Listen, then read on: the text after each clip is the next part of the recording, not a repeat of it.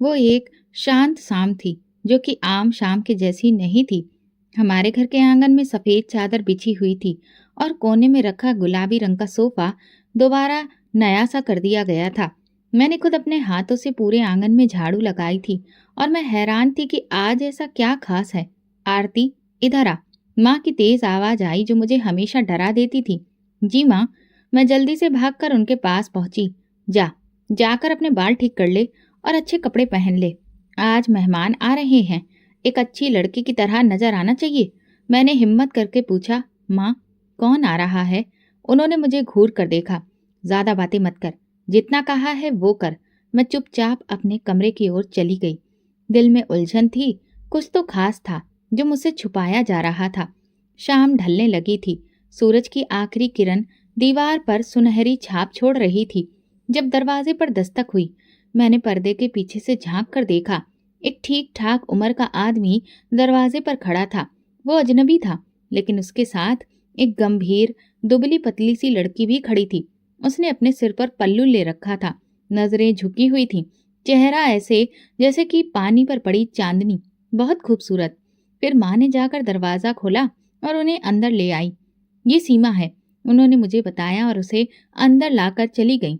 मैं वही जमी रह गई। सीमा, ये कौन है और इतनी छोटी उम्र की लड़की यहाँ क्या कर रही है? कुछ देर बाद माँ ने मुझे बुलाया। आरती, जाकर सीमा को कमरा दिखा दो। अब यही तेरी भाभी है। भाभी? ये सुनते ही मेरे कदम वहीं जम गए। मगर कब और कैसे? मुझे तो कुछ पता ही नहीं चला। माँ ने मेरे 50 साल के भाई की शादी रहस्यमय तरीके से एक अनाथ लड़की से कर दी थी, जिसे वो एक नेक काम समझ रही थी। जब मैं सीमा के कमरे में गई, वो पलंग के किनारे बैठी थी, साड़ी का पल्लू सिर पर और नजरें जमीन में गड़ी हुई थी। उसकी उंगलियां लगातार आपस में उलझ रही थी।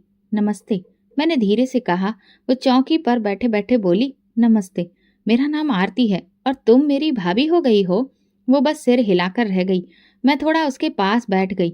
अजीब सा एहसास था, जैसे वो सब कुछ छोड़ आई हो और अब भी यकीन नहीं कर पा रही कि यही उसकी मंजिल है। कमरे में खामोशी थी कि अचानक दरवाजा जोर से खुला और माँ गुस्से में अंदर आई। आरती, तू यहाँ क्या कर रही है? भाभी के कमरे में जाने की इजाजत नहीं, चल निकल यहाँ से। मैं चौंक गई। माँ, मैं तो बस का मतलब पता है मुझे, निकल यहाँ से। मैं खामोशी से बाहर आ गई, मगर दरवाजा बंद होते ही अंदर से सिसकियों की आवाज आने लगी, धीरे धीरे मगर दिल को छू जाने वाली। सीमा रो रही थी। रात को जब सब सो गए, मैंने दबे कदमों से लिविंग रूम में जाकर देखा। मेरा भाई साहिल शादी की पहली रात अपनी पत्नी के कमरे में सोने की बजाय सोफे पर लेटा हुआ था। चेहरा गंभीर, शरीर सीधा और नजरें छत की तरफ थीं, जैसे वो सो नहीं रहा था, किसी गहरी सोच में डूबा हुआ था। सीमा के कमरे से अब भी सिसकियों की आवाजें आ रही थी। ये कोई आम रोना नहीं था, ये उस दर्द की आवाज थी जो तब निकलती है जब दिल अंदर से टूट जाता है। मैं भाई के पास गई। भाई, आप यहाँ क्यों?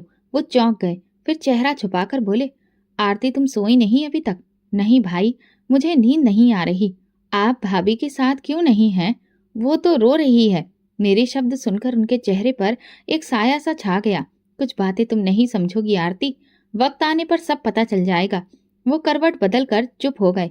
मैं सदमे में खड़ी थी, फिर अपने कमरे में लौट आई, लेकिन दिल में तूफान चल रहा था। सुबह की ठंडी हवा खिड़की के पर्दे हिला रही थी। पूजा के समय एक अजीब सी खामोशी और बोझ घर में महसूस हो रहा था। घड़ी में 7 बज रहे थे। नींद तो जैसे रात से ही रूठ गई थी, लेकिन शरीर में थकावट बाकी थी। दरवाजा खोलकर बाहर निकली तो किचन से बर्तनों की हल्की आवाज आ रही थी। मैं किचन के दरवाजे तक पहुंची और अंदर का दृश्य देखकर दिल थम गया। सीमा चुपचाप चूल्हे के सामने खड़ी नाश्ता बना रही थी। उसके चेहरे पर शादी वाली कोई रौनक नहीं थी, बल्कि आंखों के नीचे हल्की सूजन और दर्द झलक रहा था। मैं धीरे से आगे बढ़ी। भाभी, आप आराम कर लेती, मैं नाश्ता बना देती। उन्होंने मेरी तरफ देखा और धीरे से मुस्कुराकर कहा, नहीं आरती, सबको वक्त पर नाश्ता मिल जाना चाहिए। उनकी आवाज में नमी थी जो दर्द में होती है। ना कोई शिकायत, ना कोई गिला, बस खामोशी और जिम्मेदारी। तभी माँ किचन में आई, आंखों में गुस्सा और माथे पर बल। इतनी देर लगा दी, सब भूखे बैठे हैं और तू अब तक नाश्ता बना रही है? सीमा ने नजरें झुका ली। बस हो गया माँ, अभी लेकर आती हूँ। ज्यादा जुबान मत चलाया कर। मैंने पहले ही कहा है, वक्त पर सब कुछ हो जाना चाहिए। मैंने माँ की तरफ देखा। माँ, भाभी अकेली है, थोड़ा वक्त तो लगेगा ना। माँ ने मुझे तेज नजरों से घूरा। अब तू भी यहाँ सिखाने लगी है मुझे? चल हट यहाँ से। मैं चुप हो गई, मगर दिल अंदर से तड़प रहा था। भाई टेबल पर बैठे थे, उदास चेहरा, झुकी नजरें और खामोश जुबान। भाई, जो कभी माँ के हर फैसले पर बहस किया करते थे, आज एक हारे हुए इंसान की तरह बैठे थे। सीमा ने नाश्ता टेबल पर रखा, फिर चुपचाप एक और खड़ी हो गई। ना किसी ने धन्यवाद कहा, ना किसी ने नजर उठाकर देखा, ना कोई तारीफ की। कई दिन गुजर चुके थे, मगर घर में माहौल नहीं बदल रहा था। मैंने ध्यान दिया कि सीमा दिन ब दिन चुपचाप रहती और थकी हुई सी सो रही थी। उसकी बातें पहले ही सुनाई नहीं देती थी, अब तो चेहरे के एक्सप्रेशन भी जैसे बेजान होते जा रहे थे। मेरे भाई साहिल का रवैया भी अब कुछ हद तक बदला हुआ था। वो घर में होते हुए भी किसी कोने में चुपचाप बैठे रहते। ना वो भाभी से बात करते, ना किसी और से। सबसे अजीब बात, वो आज तक कभी भाभी के कमरे में नहीं गए थे। शादी को 3 हफ्ते हो चुके थे, लेकिन वो हर रात कभी लॉन्च के सोफे पर सोते, तो कभी पापा के कमरे में एक तरफ पड़ी चारपाई पर। एक शाम मैंने माँ से धीरे से पूछा, भाई भाभी के साथ कमरे में क्यों नहीं सोते? माँ ने गुस्से से मेरी तरफ देखा। तुम्हें हर बात में टांग अड़ाने की आदत है। ये उनका आपस का मामला है, तुम्हें फिक्र करने की जरूरत नहीं। मैं चुप हो गई, मगर दिल की बेचैनी कम ना हुई। रात के वक्त मैं लॉन से गुजरी तो भाई ने पुराने सोफे पर लेटकर कब्जा जमा रखा था। कंबल भी आधा अधूरा सा ओढ़ा था, चेहरे पर उलझन के आसार थे। मैं कुछ कहने लगी, फिर रुक गई। इस वक्त भाभी का कमरा मेरी नजर के सामने आया। दरवाजा आधा खुला था और कमरे के अंदर से धीमी रोशनी दिख रही थी। सीमा तकिए से टेक लगाए एक कप चाय थामे बैठी थी। उसकी आंखें थकी थीं, जैसे नींद उसके दरवाजे से वापस लौट जाती हो। अगले दिन माँ ने उसे किचन में बुलाया। सुन, आज दोपहर को आंगन की सफाई कर ले और पर्दे भी धो लेना। शाम को कुछ मेहमान आ सकते हैं। सीमा ने अपना सिर हिला दिया। और सुन, खिचड़ी भी बना देना, नानी के लिए, उसके लिए अलग, तेल कम डालकर, और आटा भी गूंथना है। मैं सुन रही थी, दिल में कई सवाल पैदा हो रहे थे। क्या ये सब काम एक अकेली नई दुल्हन के लिए ठीक है? कोई आराम, कोई नरमी, कोई एहसास कुछ भी तो नहीं उसे दिया जा रहा था। लेकिन अब उसके लिए ये सब आम बात बन चुकी थी। जैसे सीमा घर की बहू नहीं, एक नौकरानी हो, जिसे नरमी की नहीं सिर्फ आदेश देने के लिए रखा गया हो। और मेरा भाई, उसकी खामोशी अब सिर्फ उलझन नहीं, एक पहेली बन चुकी थी। जैसे वो कुछ जानता हो लेकिन कहने से बच रहा हो। वो रात बाकी रातों से अलग थी। घर के अंदर एक अजीब सा तनाव महसूस हो रहा था, जैसे हवा में कोई घुटन सी भर गई हो। सीमा ने रात का खाना तैयार किया, सबके सामने रखा और फिर किचन में चली गई। मैंने उसके चेहरे पर थकान के साथ साथ उदासी की गहरी लकीर देखी, जो दिन ब दिन और ज्यादा बढ़ती जा रही थी। मैं भी खामोशी से अपने कमरे में चली गई, लेकिन मन उलझा हुआ था। कुछ देर बाद अचानक घर के अंदर जोर जोर से आवाजें गूंजने लगी। माँ के कमरे से साहिल भाई की बुलंद आवाज सुनाई दी, जो पहले कभी इतनी तेज नहीं सुनी थी। आखिर कब तक माँ, कब तक आप मुझे उसके कमरे से दूर रखेंगी? मैं शादीशुदा हूँ, मेरा अधिकार है उसके साथ रहना, उसके साथ जीना। माँ की आवाज भी बुलंद हो गई। जुबान संभाल कर बात कर अपनी माँ से। बहुत जुबान चलाने लगा है तू।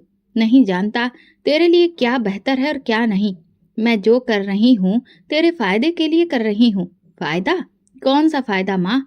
पत्नी से दूर रहना भी कोई फायदा होता है? आपने जबरदस्ती मुझे शादी में धकेला, और अब जबकि मैं उसके साथ जीना चाहता हूँ तो आप मुझे रोकती हैं। जुबान बंद कर ले तू। तू कुछ नहीं जानता। तेरे साथ जो मुश्किल है उसे जानने की अकल भी नहीं है तुझमें। मैं घबराकर दरवाजे के पास गई। दिल जोर जोर से धड़कने लगा। उनकी बातचीत एक ऐसी हकीकत की तरफ इशारा कर रही थी जिसका मुझे कभी अंदाजा भी नहीं था। भाई की आवाज गुस्से से भरी थी और माँ के लहजे में साफ तौर पर दबदबा था, जिससे हम सब बचपन से ही डरते आए थे।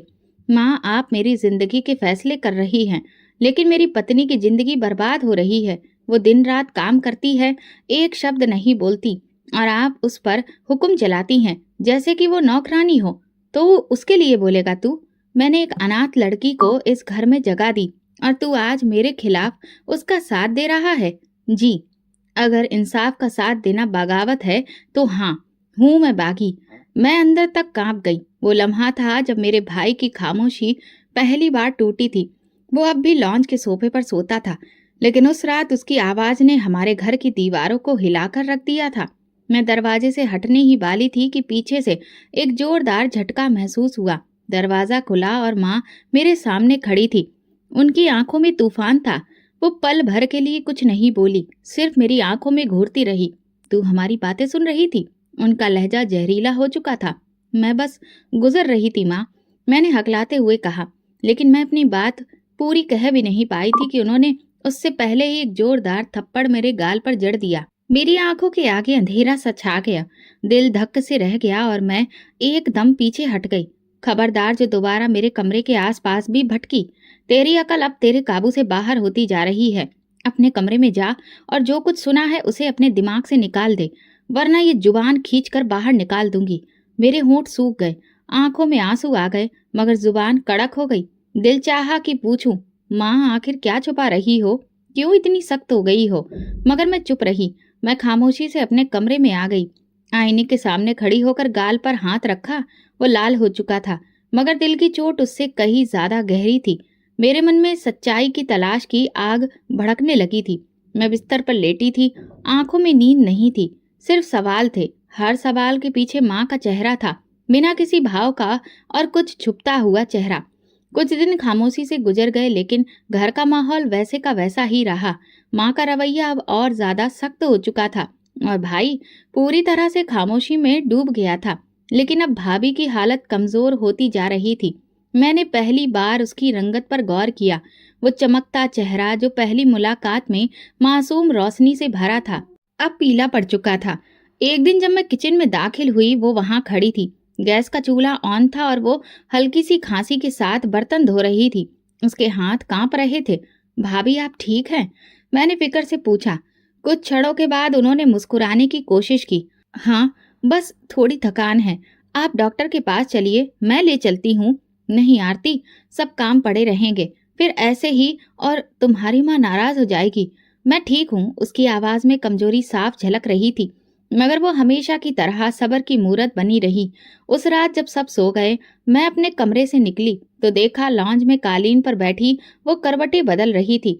आंखें बंद किए हुए थी। मैं तेजी से उसकी तरफ बढ़ी। भाभी क्या हुआ? बस सर में दर्द हो रहा है, शायद काम का बोझ ज्यादा है। ये ज्यादती नहीं, ये ज्यादती की सजा है जो तुम झेल रही हो। मेरे होठों से अचानक निकल गया। वो कुछ नहीं बोली, सिर्फ आंखें बंद रखी। मैंने उनका हाथ थामा। वो बर्फ की तरह ठंडा था। कल हम डॉक्टर के पास चलेंगे। अब तुम और बर्दाश्त नहीं करोगी भाभी। अगर माँ को पता चला तो क्या? अगर खामोशी से तुम्हारी बीमारी बढ़ती गई तो? तुम इंसान हो, कोई मशीन थोड़े ना हो जिसे बस काम पर लगा दिया जाए। उसकी आंखों से चुपचाप आंसू निकलकर गिरने लगे, मगर जुबान पर एक शब्द न आया। वो रात भी रोज की तरह खामोशी में डूबी थी, लेकिन हवा में अजीब सी बेचैनी थी। दिल जैसे किसी अनजाने खौफ से घबरा रहा था और नींद आंखों से कोसों दूर थी। कमरे की दीवारों पर साए नजर आते थे, जैसे कि कुछ कहना चाहते हो, मगर जुबान बंदी हो। घड़ी रात के 3 बजा चुकी थी जब हल्की सी आवाज आई। दरवाजे की कुंडी धीरे से खुली और मैं चौंक कर जाग गई। चुपके से दरवाजा खुला तो देखा साहिल भाई दबे कदमों से सीमा के कमरे की तरफ जा रहे थे। उनकी रफ्तार धीमी थी, लेकिन उनके कदमों में बेचैनी थी। पहली बार वो अपनी पत्नी के कमरे में दाखिल हो रहे थे। दिल में कई सवाल उठे, कई उम्मीदें और कई अंदेशे। फिर कमरा बंद हुआ और फिर घर में खामोशी छा गई। मैं वापस अपने बिस्तर पर आ गई, लेकिन दिल जैसे सख्त हो चुका था। मुझे नींद ना आई और ना ही सुकून मिल रहा था। बस आंखें छत पर जमी रहीं। सूरज की पहली किरण अभी पूरी तरह से निकली भी नहीं थी कि एक खौफनाक चीख ने हमारे पूरे घर को हिलाकर रख दिया था। साहिल उठो, साहिल! मैं हड़बड़ाकर उठ बैठी, दरवाजा खोलकर बाहर भागी और बाकी सब भी बाहर की तरफ दौड़ते हुए सीमा भाभी के कमरे की तरफ गए। उनके कमरे का दरवाजा खुला हुआ था और अंदर का मंजर देखकर तो मेरे दिल में जलजला सा आ गया था। साहिल भाई बिस्तर पर बेजान लेटे थे। उनकी आंखें बंद थीं, चेहरा पीला और लबों के किनारे से खून बह रहा था। एक खामोश मौत जिसके असर चेहरे पर जमे हुए थे। सीमा कोने में सिमटी बैठी थी, चेहरे पर हवाइयां थीं, आंखों में खौफ और शरीर कांप रहा था। माँ की चीख आसमान तक जा पहुंची। मेरे बेटे को खा गई तू। मैंने कहा था ना, उसे अपने पास मत बुलाना। देख लिया तूने, अपनी मनमानी से उसे मार दिया। वो दहाड़ मार मार कर रोने लगी और अगले ही पल सीमा की तरफ लपकी। मैं तुझे छोड़ूंगी नहीं, तू कातिल है। तूने मेरे जिगर के टुकड़े को मार डाला। मैं बीच में आ गई। माँ, आपको भगवान का वास्ता है, पहले ये तो देखिए कि हुआ क्या है। हुआ क्या है? सब पता है मुझे। यही मनोज लड़की मेरे बेटे की मौत की वजह है। मैं सीमा की तरफ देखने लगी। उसका चेहरा सफेद था, जैसे वो कुछ समझने की कोशिश कर रही हो। हाथ कांप रहे थे, आंखों में आंसू रुके हुए थे। मैं भाई के पास गई, उसकी नब्ज देखी, मगर दिल पहले ही बंद हो चुका था। वो जा चुका था हमेशा के लिए। कमरे में मातम छा गया था, लेकिन उस मातम के बीच एक सवाल गूंज रहा था। क्या वाकई सीमा कातिल थी, या वो खुद एक ऐसी साजिश का शिकार थी जिसका पर्दा अब उठने वाला था? साहिल भाई की मौत के बाद घर की हवा जैसे हमेशा के लिए बदल चुकी थी। दीवारें खामोश थीं, हवा जहरीली और हर कमरा मातम से भरा हुआ था। मगर सबसे ज्यादा खौफनाक था मेरी माँ का रवैया। वो सिर्फ रोती नहीं थी, वो चीखती थी, दहाड़े मार मार कर, और हर सांस के साथ सीमा को कत्ल करने का इल्जाम लगाकर गुनहगार ठहरा रही थी। अंतिम संस्कार के बाद जब घर वापस आए तो माँ की आंखों में दुख से ज्यादा आक्रोश था। मैंने सब पहले ही कह दिया था। मैंने मना किया था कि उसके कमरे में मत जाना। ये मनहूस लड़की ही उसे ले डूबी। माँ ने चिल्लाते हुए कहा। सीमा चुपचाप बैठी थी, हाथ गोद में रखे, चेहरा पीला, जैसे किसी मुजरिम की तरह बैठी हो। मगर उसके चेहरे पर कोई चालाकी नहीं थी, बस थकान और बेयकीनी दिख रही थी। लानत है तुम पर, तू मेरे बेटे की दुश्मन थी। मैं जानती थी ये दिन आएगा। तूने मेरे साहिल को मार दिया। माँ का लहजा सिर्फ इल्जाम से नहीं, नफरत से भी भर चुका था। माँ, बस करिए, मैंने हिम्मत करके कहा। भाई बीमार थे, ये बात आप जानती हैं। उनके मरने की वजह उनकी कमजोरी और बीमारी भी तो हो सकती है। भाभी पर इल्जाम मत लगाइए, वो खुद सदमे में हैं। माँ ने मेरी तरफ देखा और गुस्से से चीखी। तो अब तू इसके साथ मिल गई है? तू नहीं जानती कैसी लड़की है ये। धोखा देकर आई थी, अपनी मासूमियत की आड़ में मेरे बेटे को निगल गई। मैं चुप हो गई। मेरे पास कोई दलील नहीं थी, लेकिन माँ के आगे दलीलों की कोई भी अहमियत नहीं थी। पिताजी जो अक्सर खामोश रहते थे, उस दिन माँ की हाँ में हाँ मिलाकर बोले, ऐसी लड़कियां बस मक्कारी से ही घर को बर्बाद करती हैं। पहले बेटे को दूर किया, फिर उसे मार दिया, अब हमें संभालने का नाटक करेगी। सीमा के चेहरे पर घबराहट थी, उसके होंठ कांप रहे थे, लेकिन वो कुछ बोल न सकी। उसके शब्द गले में फंसकर रह गए। मैं तुझे इस घर में अब एक दिन भी नहीं देखने दूंगी। माँ ने गुस्से से कहा। या तो तू चली जा यहाँ से। माँ, क्या कर रही हैं आप? मैं फिर से बोल पड़ी। कितने दिन तक आप अपनी नफरत से हमें जलाती रहेंगी? क्या हर गुनाह का इल्जाम किसी एक पर डाल देना इंसाफ होता है? माँ मेरी तरफ देखने लगी, लेकिन अब मैं पीछे नहीं हटी। मैं जान चुकी थी इस घर में इंसाफ के लिए आवाज उठाना बहुत जरूरी हो चुका था। लेकिन सीमा, वो आज भी चुप थी, जैसे उसने सब कुछ भगवान के हवाले कर दिया हो। मगर एक बात थी, ये इल्जाम सिर्फ जुबान का नहीं था, ये उसकी इज्जत पर वार था, जिसे सीमा ने हर हालत में संभाले रखा था। भाई की मौत के बाद सीमा के लिए जिंदगी अब और भी ज्यादा दर्दनाक सफर बन गई थी। सुबह आंख खोलती तो माँ की कड़वी आवाज उसे सुनाई देती। दोपहर में गर्मी, थकान और कमजोरी के बावजूद भी वो किचन का सारा बोझ अपने कमजोर कंधों पर उठा लेती। कपड़े धोना, आंगन धोना, मेहमानों की सेवा करना, सब कुछ वही करती। अगर जरा सी भी देर हो जाती तो माँ की आवाज गूंजती, तू तो मेरे बेटे को खा गई, अब हमारे सर पर बैठकर राज करना चाहती है। मैं कई बार बीच में आई, सीमा को सहारा देने की कोशिश की, लेकिन माँ मेरी बात सुनने को तैयार ही नहीं थी। तू भी उसकी साइड ले रही है। आरती, याद रख, मैं तेरी माँ हूँ और माँ कभी गलत नहीं होती। मैं चुप हो जाती, लेकिन दिल खून के आंसू रोता। पापा जो कभी नरम मिजाज माने जाते थे, अब माँ की हम आवाज बनने लगे थे। जब भी मैं उनसे कुछ कहती तो वो ठंडे लहजे में बोलते, तुम्हारी माँ जो कर रही है वो ठीक कर रही है। इस लड़की ने हमारे बेटे को छीन लिया है, उसके साथ जो सुलूक हो रहा है बिल्कुल ठीक है। ऐसा लगता था जैसे सीमा का जुर्म सिर्फ विधवा होना नहीं, बल्कि उनके बेटे की पत्नी बनना भी था। एक दिन सीमा ने हिम्मत करके सिर्फ इतना कहा, माँ जी, मुझे बुखार है, शायद आज थोड़ा आराम कर लूं तो ठीक हो जाऊं। माँ ने उसे जोर से धक्का दिया, ज्यादा ड्रामे मत कर, मुझे पता है तू क्या चाहती है? पहले मेरे बेटे को बीमार करने के लिए अपने कमरे में बुलाया और अब तू मुझे भी बीमार बनाना चाहती है। मैं आगे बढ़कर सीमा को सहारा देने लगी। वो जमीन पर गिरते गिरते बची। उसकी आंखों से आंसू बहने लगे, मगर उसके होंठ अभी चुप थे। उसी दिन मैंने पहली बार सोचा, कितना मजबूत होता है वो इंसान जो सिर्फ सब्र को हथियार बनाकर जुल्म सहता है, और कितना कमजोर होता है वो जो जालिम के जुल्म को देखकर भी चुपचाप तमाशबीन बना रहता है। मैं सीमा को उसके कमरे में ले गई, उसे कंबल उढ़ाया और पानी का गिलास दिया। मैं तुम्हारे साथ हूँ भाभी, अब और बर्दाश्त नहीं करने दूंगी तुम्हें। सीमा ने मेरी तरफ देखा। उसकी आंखों में रोशनी की किरण झलकी। शायद पहली बार उसे यकीन आया कि वो अकेली नहीं है। दिन गुजर रहे थे, मगर सीमा की जिंदगी में अंधेरा कम नहीं हो रहा था। एक दोपहर घर की घंटी बजी। मैं दरवाजे पर गई तो देखा 3 औरतें खड़ी थीं, हाथों में मिठाई के डिब्बे लिए, चेहरे पर नम्रता। नमस्ते बेटी, हम मोहल्ले से ही हैं। तुम्हारी भाभी के बारे में सुनकर आए थे। अगर इजाजत हो तो थोड़ी बात कर सकते हैं। मैंने उन्हें इज्जत से अंदर बुलाया। वो आंगन में बैठी। फिर मैंने सीमा को बुलाया। सीमा धीरे धीरे अंदर से आई। उसकी नजरें झुकी हुई थी, मगर चेहरे पर वही मासूमियत थी। उन औरतों ने जैसे ही उसे देखा, एक हल्की मुस्कान के साथ बोली, तुम बहुत ही अच्छी और सुशील लड़की हो। हमने इसके बारे में बहुत सुना है। एक ने कहा, हमारे घर में एक विदुर का रिश्ता है। हमें सीमा बहुत पसंद आई है। हम उसके लिए बात करना चाहते हैं। सीमा का चेहरा एकदम से पीला पड़ गया और मेरी सांसें जैसे रुक गईं। हम कुछ कह ही रहे थे कि तभी माँ कमरे से निकली और औरतों को बैठे देखकर सब समझ गईं कि बात क्या हो रही है। ये क्या हो रहा है? उनकी आवाज तेज हो गई। औरतों ने बड़ी ही शालीनता से कहा, जी हम सीमा के लिए रिश्ता लेकर आए हैं, अगर आपको बुरा न लगे।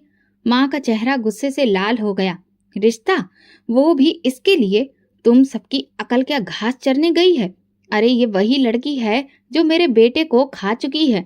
अब मोहल्ले में भी तमाशा बनाना चाहती हो? हमने तो सिर्फ इसकी खूबियों के बारे में सुना था। चुपचाप निकल जाओ मेरे घर से। ये लड़की रिश्तेदारों में इज्जत बर्बाद कर चुकी है, अब मोहल्ले में भी तमाशा बना रही है। वो औरतें खामोशी से उठ गईं। उनके चेहरे पर अफसोस था। मैंने मन ही मन कहा, माँ ने उन्हें इतना बुरा भला क्यों कहा? वे तो अच्छी नीयत से आई थी। तू खामोश हो जा आरती, तू कुछ नहीं जानती। ये सब साजिशें हैं। उस मनोज लड़की को दोबारा इज्जत दिलाने की कोशिश हो रही है। मैं सीमा की तरफ देखने लगी, जो दीवार से लगकर खड़ी थी। आंखों में नमी थी, मगर होंठ खामोश। मेरे दिल में गहरी चुभन उठी। मोहल्ले में कुछ दिन के बाद कानाफूसी शुरू हो गई। कोई चुपके से इस बात का जिक्र करता तो कोई कानों में खुसुर फुसुर करता। वो जो जवान विधवा है ना, उसके लिए 2 बार रिश्ता आया है। कुछ तो बात होगी उसमें। क्या वाकई वो ऐसी है जैसे कि उसकी सास कहती है? ये बातें माँ के कानों तक पहुंची तो जैसे किसी ने उसके दिल में अंगारे डाल दिए हो। उसी शाम जब सीमा किचन में रोटियां पका रही थी, माँ दहाड़ती हुई अंदर आई। तू मोहल्ले के मर्दों को लुभाने लगी है, इसलिए हर वक्त आंगन में बैठकर किताबें पढ़ती है। यही तेरी तहजीब है, इसीलिए तू मेरे बेटे की विधवा बनकर मेरे घर में बैठी है। सीमा ने चौंक कर माँ की तरफ देखा। नहीं माँ जी, मैंने कुछ नहीं किया। झूठ, मुझे सब पता है। वो जो औरतें रिश्ता लेकर आई थीं, उन्होंने कहा था कि तेरा जिक्र अब जवान मर्दों में होता है। तेरी खूबसूरती, तेरा ये हुस्न और तेरी नजाकत सब कुछ साफ बयां कर रहा है। तूने मोहल्ले वालों को भी अपना दीवाना बना लिया है। सीमा की आंखों में आंसू आ गए। वो एक कदम पीछे हटी। मेरा भगवान ही गवाह है, मैंने ऐसी कोई हरकत नहीं की। तुझे मैं सच दिखाती हूँ। माँ ने किचन के बर्तन उठाकर जमीन पर फेंक दिए और सीमा को जोर से धक्का दिया। तू मुझे बदनाम करेगी, मेरे घर को, मेरे बेटे को बदनाम करेगी, रुस्वा करेगी। मैं तुझे जिंदा नहीं छोड़ूंगी। मैं भागती हुई आई और माँ के हाथों को रोका। माँ बस करिए, आप क्या कर रही हैं?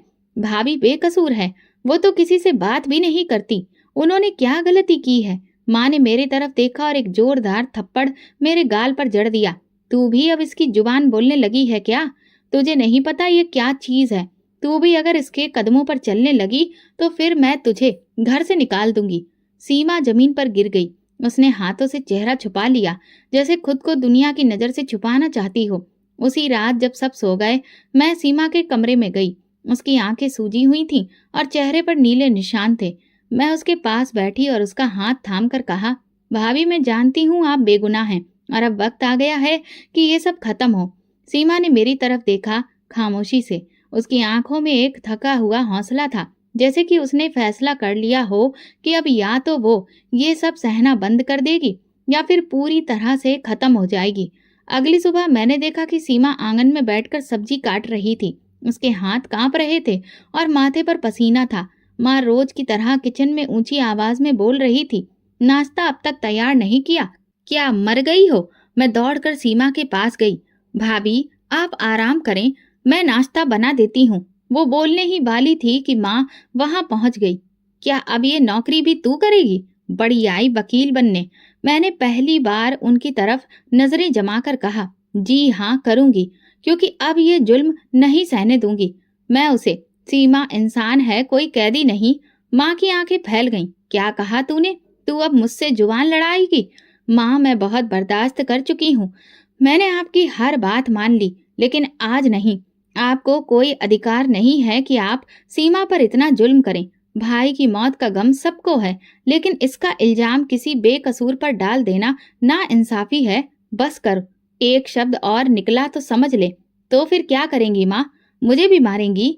मुझे भी जालिम कहेंगी? माँ का हाथ उठा और एक जोरदार थप्पड़ मेरे गाल पर पड़ा। ये तेरी परवरिश है? तू मुझसे बहस करेगी? मेरा सिर झुक गया, लेकिन मेरी आंखों में आंसू नहीं आए। मैं जानती थी ये थप्पड़ सिर्फ मेरे जिस्म पर नहीं, मेरे हौसले पर था। लेकिन मैं अब कमजोर नहीं थी। माँ, यही मेरी परवरिश है कि सच के लिए आवाज उठाई जाए, चाहे वो अपनी माँ के खिलाफ ही क्यों ना हो। पापा जो पास में ही बैठे थे, वो भी ये सब देख रहे थे, मगर हमेशा की तरह वो खामोश रहे। उनकी खामोशियां मुझे काटने लगी थी। वो सिर्फ माँ के इशारों पर नाचने वाले बन चुके थे, या फिर उनकी आवाज भी अब दब चुकी थी। मैंने सीमा का हाथ पकड़कर उसे अंदर ले जाकर कमरे का दरवाजा बंद कर दिया। अब बहुत हो गया। अगर अब आप भी चुप रही तो ये सब कभी खत्म नहीं होगा। सीमा ने मेरी तरफ देखा। उसकी आंखों में नमी थी, लेकिन उसके होठों पर पहली बार एक छोटी सी मुस्कान थी। तुमने मेरी खातिर अपनी माँ के खिलाफ आवाज उठाई आरती। अब मैं चुप नहीं रहूंगी। उस पल मुझे लगा जैसे पहली बार सीमा ने खुद को कैद से आजाद महसूस किया हो, और मैंने पहली बार खुद को एक बगावत का हिस्सा बनते देखा हो। ये बगावत सिर्फ आवाज की नहीं थी, ये बगावत इज्जत, अधिकार और इंसानियत के लिए थी। फिर एक दिन वही मोहल्ले की इज्जतदार औरतें दोबारा आईं। उनके साथ एक और औरत भी थी जो काफी अच्छे घर की लग रही थी। मैंने उन्हें अंदर बिठाया और चाय पानी का इंतजाम करने लगी। हमें सीमा बहुत पसंद आई है, उन्होंने बात शुरू की। हमने इसके सब्र, सलीके और शराफत के बारे में बहुत सुना है। हमारी भाभी के बेटे का रिश्ता है और हम चाहते हैं कि अगर आपको कोई भी ऐतराज ना हो तो फिर हम बात को आगे बढ़ाएं। मेरी आंखों में खुशी की चमक आ गई। सीमा उस पल कमरे के कोने में बैठी थी, सर झुकाए, लेकिन उसके चेहरे पर भी एक हल्की सी चमक दिख रही थी। लेकिन तभी दरवाजा खुला और माँ अंदर आई। जैसे कि उन्होंने बात सुनी, उनकी आंखों में आग सी भर गई। बड़ी कोठी का रिश्ता, और वो भी इसके लिए? वो गुस्से से चिल्लाई। यही रह गया था अब, मेरे बेटे की कातिल दुल्हन बनेगी। वो सारी औरतें घबरा गईं। अरे, हम सिर्फ अच्छाई के इरादे से आए थे। अगर आपको बुरा लगा हो तो हम माफी चाहते हैं। बुरा लगा? अरे, तुम सबको तो शर्म आनी चाहिए। ये लड़की मेरे बेटे को खा गई। मैंने तुम सबको यहाँ आने से मना किया था ना? बेशरम कहीं की, क्यों वापस आ गई? क्या मेरे बेटे की मौत हो जाने पर यहाँ अब नाच गाना करोगी? वो सारी औरतें एक दूसरे की तरफ देखने लगीं और खामोशी से चुपचाप घर से वापस चली गईं। दरवाजा बंद होते ही माँ सीमा पर बरस पड़ी। मैंने कहा था ना कि तू मनहूस मेरे बेटे को निकल गई है और अब अपने रिश्ते देख रही है। तू बस एक आफत है जो मेरे घर पर थोप दी गई है। सीमा सदमे में खड़ी थी। वो कुछ बोली नहीं, लेकिन उसके वजूद से टपकती हुई मुश्किल सब कुछ कह रही थी। मैं आगे बढ़ी। माँ, सीमा का ये हक है कि वो अपनी जिंदगी को नए सिरे से शुरू करे। भाई की मौत का जिम्मेदार आपने उसे बना दिया, लेकिन आपके पास कोई सबूत नहीं है। तभी पापा बोले, बस करो। माँ मेरी तरफ पलटकर देखने लगी। उनकी आंखों में पागलपन दिख रहा था। अच्छा, तो तू भी अब उसकी तरफदारी में खड़ी हो गई है? अरे, तुम दोनों ने तो मेरी इज्जत बर्बाद करने की ठान ली है। मैंने सीमा का हाथ थामा। हम सिर्फ अपना हक मांग रहे हैं और ये हक हम छीन कर भी लेंगे। सीमा ने धीरे से मेरी तरफ देखा। उसकी आंखों में वो चिंगारी थी जो बरसों से दबी हुई थी और अब जलने के लिए तैयार थी। वो शाम आम शाम के जैसी नहीं थी। घर में अजीब सी खामोशी थी, जैसे हवा में घुटन भर गई हो। माँ पूरा दिन चुप रही, लेकिन उनकी आंखों में जो तूफान था वो हर कदम पर महसूस हो रहा था। सीमा हमेशा की तरह चुपचाप किचन में बर्तन धो रही थी। मैं भी उसके पास ही थी कि अचानक माँ अंदर आई, हाथ में मिट्टी के तेल की बोतल। बस अब बहुत हो गया, अब मैं ये तमाशा और नहीं देख सकती। उनके चेहरे पर पागलपन झलक रहा था। माँ, ये क्या कर रही हैं आप? मैं आगे बढ़ी। ये मनहूस औरत है, पहले मेरे बेटे को खा गई, अब मोहल्ले के मर्दों को भी लुभा रही है ये। मैं तुझे जिंदा नहीं छोड़ूंगी आज। उन्होंने सीमा के जीवन को राख बनाने की तैयारी शुरू कर दी थी। माँ, आपको भगवान का वास्ता, ये क्या कर रही हैं आप? मैंने आगे बढ़कर सीमा को बचाने की कोशिश की, उसका हाथ पकड़ना चाहा, मगर तभी पापा अंदर आए। पापा, आप कुछ कीजिए, माँ तो पागल हो गई है। ठीक है, लेकिन पापा ने मेरे बाजू को जोर से पकड़ लिया। बस बहुत हो गया, अब तू भी मेरे खिलाफ जा रही है। तू इसी मनहूस के साथ खड़ी है, जा अपने कमरे में। नहीं, मैं नहीं जाऊंगी। मैं अपनी भाभी की जिंदगी को बर्बाद नहीं होने दूंगी। मैं पूरी ताकत से चिल्लाई, लेकिन पापा ने मुझे घसीटकर कमरे में धकेल दिया और बाहर से दरवाजा बंद कर दिया। मैं अंदर कैद हो गई। दरवाजा पीटती रही, चीखती रही, माँ, पापा, आपको भगवान का वास्ता दरवाजा खोलिए। क्या आप इंसान भी हैं? बाहर से शोर बढ़ने लगा। पहले सीमा की धीमी आवाजें, फिर माँ की तेज आवाजें, और फिर सब कुछ जलकर राख हो गया। मेरे होश उड़ चुके थे। दरवाजे के नीचे से धुआं अंदर आने लगा, खिड़कियों से लपटें दिखाई देने लगी। हे भगवान, कोई बचाओ, कोई दरवाजा खोलो। मेरी आवाज गले में फंस गई। बाहर से चीख पुकार सुनाई देने लगी। शायद मोहल्ले वाले आ गए थे। कोई अपनी लकड़ी, कोई पानी, कोई चीज, सब शोर में डूब गया था। मैंने जोर से दरवाजे पर धक्का दिया। हाथ जख्मी हो गए, लेकिन दरवाजा नहीं खुला। फिर एक जोरदार धमाका हुआ। शायद आंगन में कुछ फटा था। ये आग सिर्फ जिस्म को नहीं, रिश्तों को भी जला रही थी, और मैं बेबस बंद कमरे में सिर्फ भगवान से भीख मांग रही थी। हे भगवान, मेरे घर को बचा लो, मेरी भाभी को बचा लो। दरवाजे के पीछे बैठकर मैं रोती रही, हर मुमकिन कोशिश करती रही कि किसी तरह बाहर निकल सकूं। अंदर धुआं भर चुका था, सांस लेना मुश्किल हो रहा था। मेरी आंखों से आंसू बह रहे थे।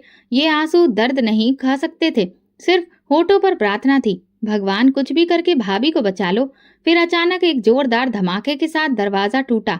मोहल्ले के कुछ लोग थे जिन्होंने शोर सुनकर दरवाजा तोड़ दिया था। मैं लड़खड़ाती हुई बाहर निकली और आंखों के सामने का मंजर मेरी रूह तक कपा गया।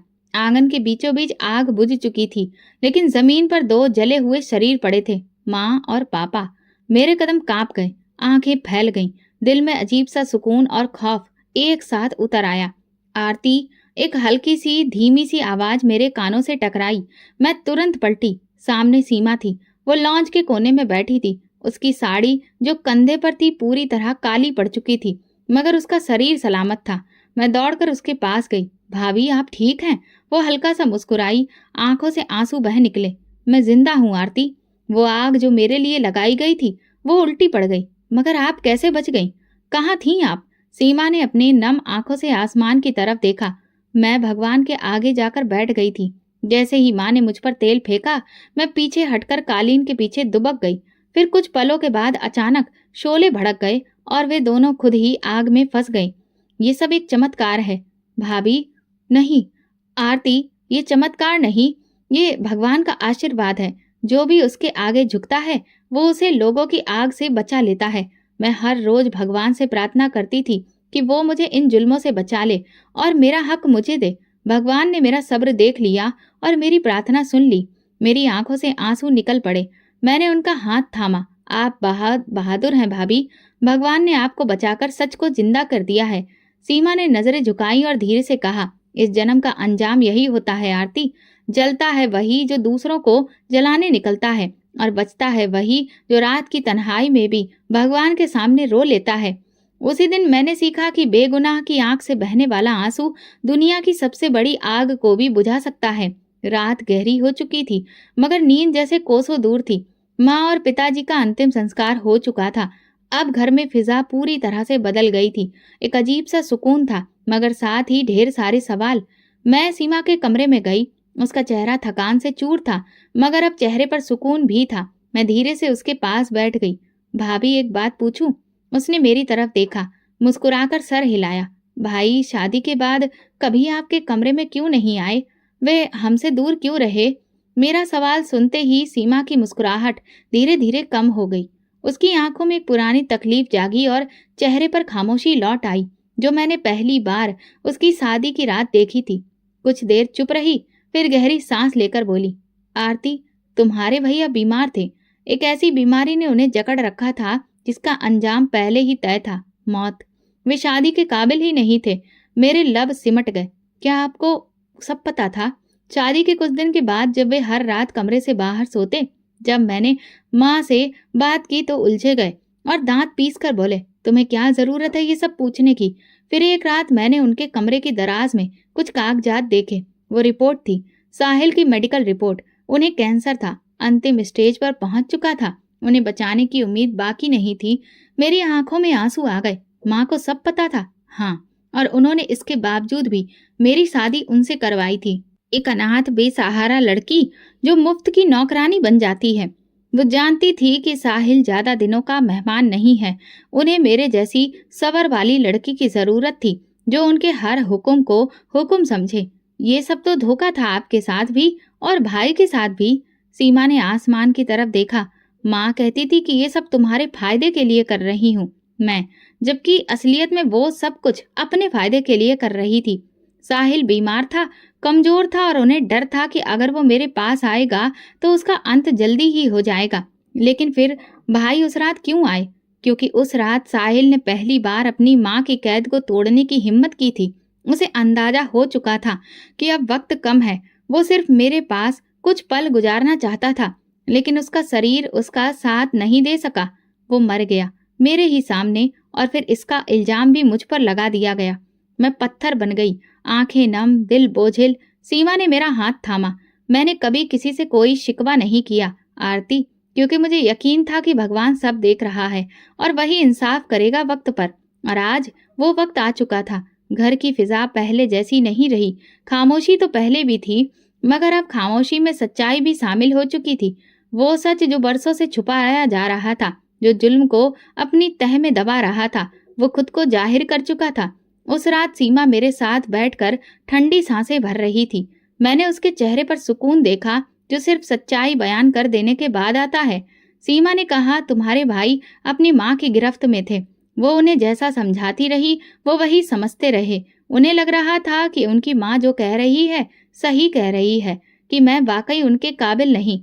मैंने कहा, जब तुम्हें सब पता था तो तुमने माँ से कुछ क्यों नहीं कहा? वो कहने लगी, क्योंकि मैं तो अनाथ थी, मेरे पास तो कुछ भी नहीं था। मैं इज्जत की तलाश में यहाँ आई थी, लेकिन यहाँ तो मैं गुलामी में जकड़ दी गई थी। मैंने उनका हाथ थामा। आप सिर्फ मेरे भाई की पत्नी नहीं थी भाभी, आप एक कुर्बानी थी, एक ऐसा वजूद जिस पर जुल्म करके मेरी माँ ने खुद अपने नसीब में आग बरसाई थी। सीमा ने आसमान की तरफ देखा। मैंने सोचा था वो एक अनाथ लड़की को कैद करेंगे, मगर भगवान ने उस कैद को खत्म कर दिया। उसी लम्हे मुझे यकीन हो गया कि जुल्म की सबसे बड़ी साजिश भी भगवान के हिसाब से नहीं बच सकती। कई दिन गुजर चुके थे मेरे माँ बाप के जाने के बाद। अब घर में एक अजीब सा सुकून था, लेकिन उस सुकून में ना कोई खौफ था ना घुटन। उसमें सच की रोशनी थी और एक नया हौसला भी। एक शाम घर की सफाई करते हुए माँ की पुरानी अलमारी के दराज को जब मैंने देखा, जहाँ कभी कुछ देखा था, दिल में ख्याल आया कि शायद वही रिपोर्ट आज भी वहीं पर हो, जो सीमा की कही हुई बातों को सच साबित कर सके। मैंने दराज खोला। उसमें पुराने कपड़े जमा थे, जिनके नीचे कुछ तस्वीरें भी दबी हुई थी। कुछ पीले पड़ चुके कागज भी नजर आए। मैं धड़कते दिल के साथ फाइल खोलने लगी। वो साहिल भाई की मेडिकल रिपोर्ट थी। मेरी उंगलियां कांपने लगीं। हर पन्ने पर उनकी बीमारी के बारे में लिखा था।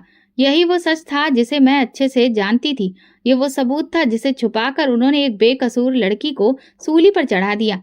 मैंने उस फाइल को अपने सीने से लगा लिया, जैसे वो मेरे भाई की शहादत की गवाही हो। मैं तुरंत सीमा के कमरे में गई। भाभी देखिए, मैंने वो रिपोर्ट ढूंढ निकाली। अब सच सामने आ जाएगा। लोग जो कि आप पर इल्जाम लगाते थे, वे चुप हो जाएंगे। सीमा ने फाइल थामी, आंखों से बहते आंसू पोंछे। सच तो पहले से ही मेरा भगवान जानता है, लेकिन अब इस दुनिया को भी दिख जाएगा कि मैं कातिल नहीं थी। हाँ, मैं भी किसी की बेटी थी, किसी का मान थी। मैंने भाभी को सीने से लगा लिया। भाभी, अब आपका सर हमेशा ऊंचा रहेगा। आपका सब्र, आपकी खामोशी, सब कुछ जीत गया। हम दोनों की आंखों से आंसू बह रहे थे, लेकिन ये आंसू दुख के नहीं थे। जो बुजुर्ग औरतें और हमारे परिवार के करीबी लोग थे, उनके सामने सब कुछ रखा गया। हर किसी के चेहरे पर हैरत, शर्मिंदगी और कुछ की आंखों में दुख था। एक औरत ने धीरे से कहा, हमने सीमा पर शक किया, उस पर इल्जाम लगाया, लेकिन वो तो खुद बेचारी हालात की मारी थी। हमें माफी मांगनी चाहिए। सीमा ने सबको देखा। मुझे किसी से शिकायत नहीं, बस मैं इतना कहना चाहती हूँ कि दोबारा किसी और के साथ ऐसा ना हो। किसी की खामोशी को कमजोरी मत समझिए। और उसी पल सीमा सिर्फ एक विधवा नहीं रही, वो एक मिसाल बन गई। सच आखिरकार सामने आ गया था, और सच हमेशा देर से ही सही लेकिन जीतता जरूर है। वक्त का पहिया अब एक नए मोड़ पर आ चुका था। मैं और सीमा अब एक दूसरे का सहारा थे। हमने घर को फिर से संवारा। हर वो चीज जो अतीत की तीखी यादें दिलाती थी, उसे हटा दिया। सीमा ने सिलाई कढ़ाई का काम बाकायदा शुरू कर दिया, और मैंने अपनी पढ़ाई पूरी करने का इरादा पक्का कर लिया। हम दोनों ने अपने दिल में ये ठान लिया था कि जो दुख हमने सहे हैं, वो किसी और को सहने नहीं देंगे। सीमा की सच्चाई अब मोहल्ले में मिसाल बन चुकी थी। एक दिन सीमा ने मुझसे कहा, आरती, जिंदगी नए सिरे से शुरू हो चुकी है, और ये सिर्फ इसलिए मुमकिन हुआ कि हमने सच का साथ दिया, सब्र किया और अपने भगवान पर भी यकीन रखा। मैंने उसका हाथ थामा, और फिर हमने एक नई जिंदगी की शुरुआत की, जिसकी बुनियाद सच्चाई, सब्र और ईमान पर टिकी थी। जुल्म चाहे जितना भी लंबा हो, इंसाफ जरूर होता है। भगवान पर भरोसा और सब्र इंसान को हर मुसीबत से निकाल सकता है। तो दोस्तों, अगर आपको हमारी ये कहानी पसंद आई हो तो प्लीज कमेंट करके जरूर बताइए। वीडियो को ज्यादा से ज्यादा लाइक और ज्यादा से ज्यादा शेयर करिए। अगर आप चैनल पर नए हैं तो सब्सक्राइब जरूर करें और नोटिफिकेशन बेल दबाएं, ताकि अगली अपडेट सबसे पहले आपको मिले। धन्यवाद।